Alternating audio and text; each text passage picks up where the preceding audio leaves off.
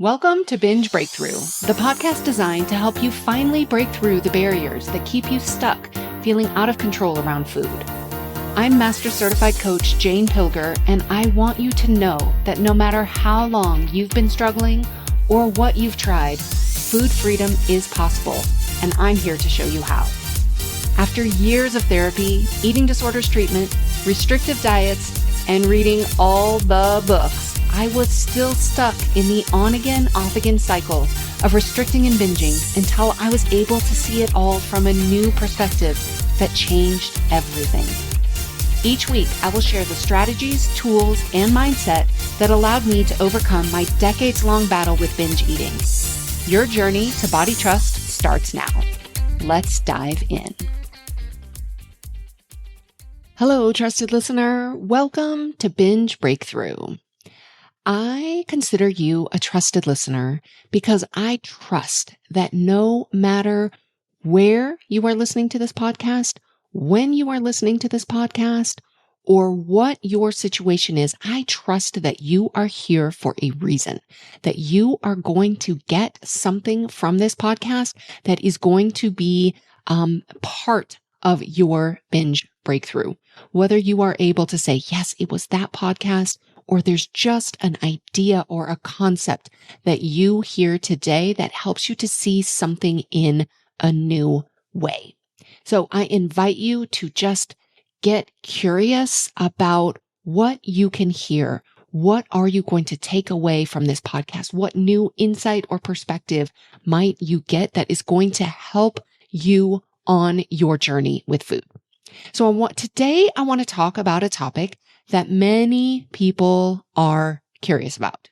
And this is the question: is it possible to stop binge eating permanently? Now, there are mixed opinions about this.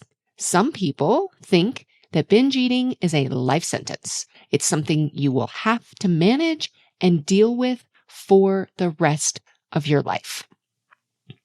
Others think it's absolutely possible to stop permanently and share stories of immediate transformation, of never binging again.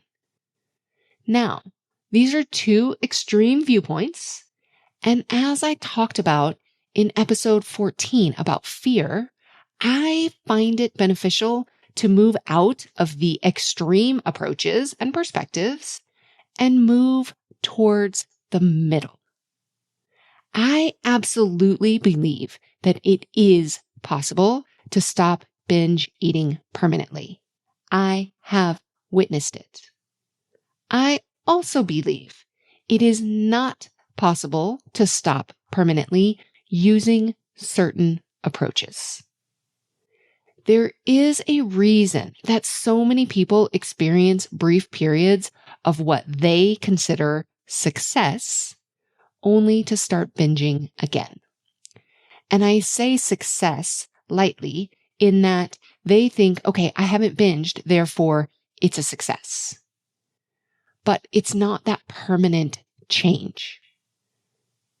I see binge eating as an unwinding. It's a process that takes time. There is no button that gets or flip that gets switched, and that there are no more thoughts, desires, or cravings for food. It truly is a rewiring of the brain and a creation of new neural pathways. So in order to stop permanently, you have to change your identity as an eater. So if I were to ask you right now who you are as an eater, what would you say? Fill in this sentence. I am blank. Based on my experience with myself and my clients, I'm going to guess you said something like, I am a binger. I am out of control.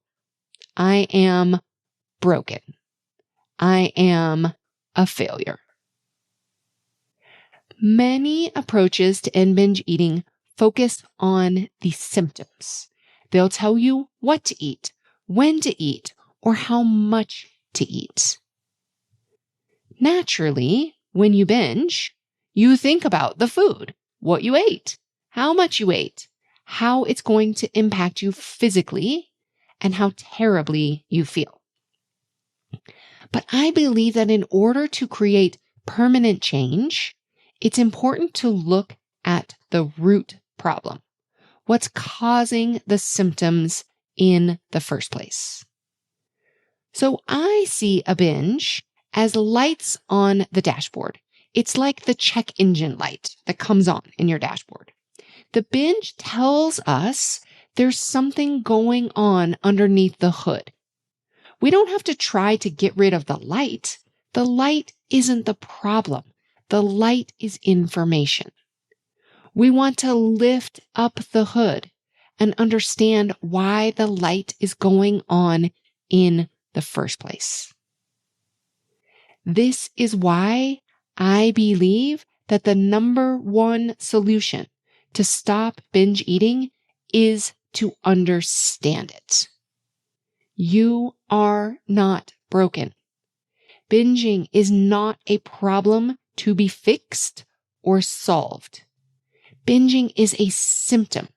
It's an indicator that something else is going on. And if you can remove the shame and judgment, understand what's going on underneath the hood to make the binge light come on, then we can get to work on the root cause.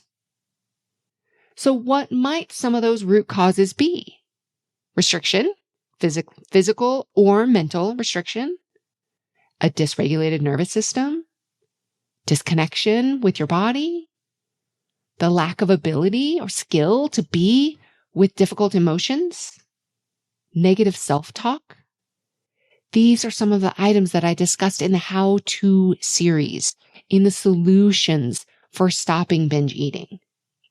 We can go in, we can address these underlying issues through this process as you understand that you aren't broken and that you just have some skills to learn. You can begin to relate to yourself in a new way. And through this new relationship with yourself, you develop a new identity as an eater. So instead of thinking, I am broken, I am out of control, I am a binger, instead of those identity sentences, you begin to think, I am connected to my body's wisdom. I am stronger than I think. I am my biggest advocate. I am a calm and peaceful eater. Now, you will not get to those I am sentences overnight. This is not an overnight process. It's a process of developing awareness, understanding, and a new relationship. But as you begin to create this new identity of who you believe yourself to be as an eater, this will influence how you show up around food. So right now, you might try to make the same decisions around food as somebody else who has a solid identity as an eater. So let's say you go out to lunch with a friend who you're like, wow, she's the kind of eater I want to be. She is very intuitive. She orders what she wants. She stops when she's full. She just kind of knows. Sometimes she has a salad. Sometimes she has a grilled cheese. There's no rhyme or reason. She just is clearly connected with herself. So you might try to make the same decisions. Let's say you go out to lunch with this person and you try to make the same decisions. And then you end up after that lunch, you end up in a binge and she goes home and just goes on with her day. It's not the decisions themselves, the choices, the food choices themselves. It's the emotional landscape behind the decisions. So it's what you're thinking while you're trying to make these decisions. If you are trying to make certain decisions while also thinking, I can't control myself, I can't really eat what I want. Okay, I'll order that, but I'm only going to eat just a little bit. Okay, well, I'm going to order this because it's really what I want, but it means I have to have salad later. If you're having these thoughts that don't really solidify your identity of who you want to be as an eater, then you're going to show up very differently around the food than the person who is calm and relaxed around food. It's not the food itself. It's what's happening in your brain. What is that internal dialogue that's going on while you are in front of the food? So then the question is, okay, if I have to change my identity as an eater, how do I become a person who is calm and relaxed around food? Because I'm certainly not that right now. And maybe calm and relaxed isn't what you want to be as an eater. So the very first thing is to know, it's important to know what you want. What kind of eater do you want to become? So how would you finish this sentence for yourself? When I get to the place where I have stopped binging permanently, what is my new identity as an eater? What would I say? Okay, I am, finish that sentence. How would you like to finish this sentence for your future identity as an eater? I am blank. You need to know where you're going if you have any hope to arrive at your destination. You don't just get in the car and say, all right, where are we going to go today? And not know where you are going. If you want to change your identity as an eater, which I believe that you do because you are listening to this podcast, what do you want to be? Who do you want to be as an eater? Once you know this, go back to the 8 solutions to end binge eating in the beginning series of this podcast. Identify which of these solutions are preventing you from stepping into that identity now. This is where you look under the hood.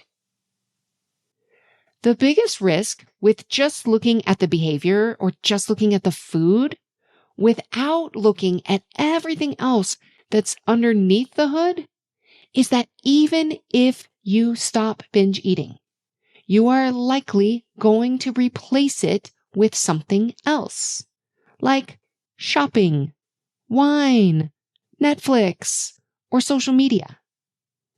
A different light will come on your dashboard. The same things are going to be happening under the hood. Now we just have a new light. We're not looking to just get rid of the light of binge eating. We want to take care of what's happening under the hood. If what's happening under the hood isn't addressed and you just approach the food, you're just looking at it from the food perspective, it's likely the food behaviors will come back. We can force our way through things for several weeks and sometimes months. It's like we put duct tape over the binge light on the dashboard and we drive around pretending everything's okay. We force ourselves to follow some plan, but under the hood, there is still something making that light come on. Then the duct tape wears off, the binging comes back. This is why you can have brief periods of success with your eating, but it comes back because you're not looking under the hood. You're just putting duct tape over your binge light. So the key is to look under the hood, to address the root cause, and to change your relationship with food and your identity as an eater. Now, don't get me wrong. This does not mean you have to be perfect or that you have to solve every little thing in order to stop binging. The more you look under the hood, the more you will be able to make sense of what's going on. And as you expand your ability to be with any emotion, this expands your ability to be with that desire to eat and to let it pass on its own. You will learn the beauty and the wisdom of emotions. Emotions don't need to be responded to or reacted to. They just need to be allowed to be a part of our experience and to inform us. So as you expand your ability to be with that desire to eat and let it pass on its own, you can figure out what it had to tell you. And as you do that more and more, you create new neural pathways. The old neural pathways that had that connection between that emotion and the desire to eat, they start to unwind. They fade. They get replaced with new neural pathways where you're able to be with that emotion. And you know there's wisdom for you. You don't have to react to it and escape from it and get away from it. That's the new neural pathways that are created as you do this and you get under the hood. You start developing new skills. You start working with your nervous system, and then your body feels more safe, and it's less likely to need to escape into the patterns it has known before. You create new patterns of how your body can respond when your nervous system is activated. You unwind the old patterns. You create the new patterns. You have more connection to your body and more access to that logical part of your brain that can help you make the choices in the moment. So many people don't have access to that logical part of their brain because they are operating from that survival brain, the part that just wants to survive, to seek pleasure, avoid pain, and use as little energy as possible. Looking under the hood gives you access to the more logical part of your brain. As you take care of all of these other items, you are no longer in that survival, fight, or flight response that leads you to the food. Now, I personally don't believe that an approach that has a basis that you are powerless over food will work long term. Because this approach requires you to keep the identity that you are powerless and that you have no choice or control. You may ultimately decide for yourself to make some of the same choices around food, but you would do it from a place of choice, preference, knowing what's best for your body, than a place of lack of control. You are more powerful than you know.